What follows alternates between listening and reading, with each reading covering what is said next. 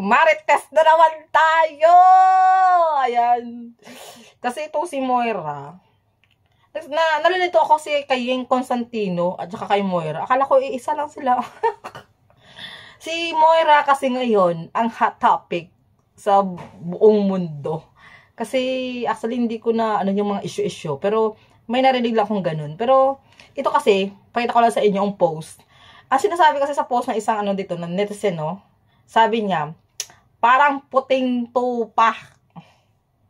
Sa loob ay ahas. Matalim ang dila.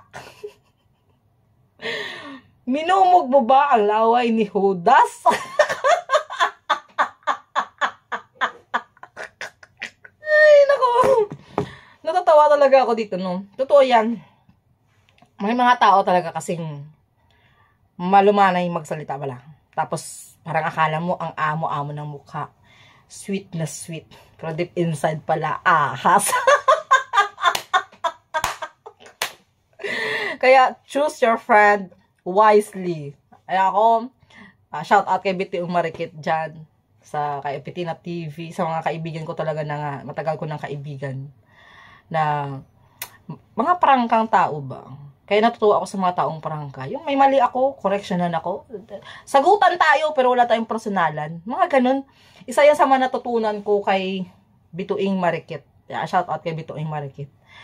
Kasi believe talaga ako sa ano nito sa mentalidad ng babaeng to no? Yung pwede kayong magsagutan, debatihan, pero walang personalan, pwede yun. Yun talaga ang inano ko sa sarili ko na dati kasi sensitive din ako ba. Grabe din ako ba. Pero ngayon, kayang-kaya ko talaga palang humarap na yung makipagsagutan ka lang, pero wag mong personalan ng mga bagay-bagay. Na hindi ka magkaroon ng tanim na galit sa kapwa mo. Na kung talagang hindi mo na ako nainis ka, pero normal lang inis guys ha, hindi tayo mag-ipokrita dito. Normal na nainis tayo kasi ka nagdebatehan tayo, pero ang inis na yun, wag siyang palakihin para magkaroon ka ng hatred sa puso mo. Kaya pag alam mo yung kalma ka na lang muna, ganun, tapos hindi mo kailangang makisabay, something like that. So ganun ang ginagawa ko. Kaya ang hirap talaga. Kaya hindi ako mahilig sa mga makipagkaibigan sa mahaba ang saya. Ayaw ko talaga sa mahaba ang saya, promise. Gusto ko lang doon sa mga taong kaala mo laging galit ba? Pero deep inside talaga may mga buti silang puso. Kaya isa yan sa kaibigan ko si Marikit, si Opitina, yung mga ganung bagay. Mga sulit kasi yan silang kong kaibigan. Sina Rose, Ramos, yan. Matagal ko ng kaibigan kasi yan sila.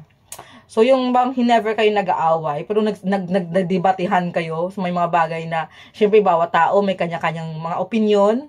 Bawat tao may kanya-kanyang prinsipyo, pero may time talaga na magkaroon talaga kayo ng mga debatihan ba. Pero yun, debatihan lang, walang personalan, pero andun pa rin yung pagmamahalan. Yun ang tunay na kaibigan, no? Kasi ang tunay na kaibigan, hindi kinokonsente ang mali. Ang mali ay dapat tinatama yun, hindi gawing mali. And thank you!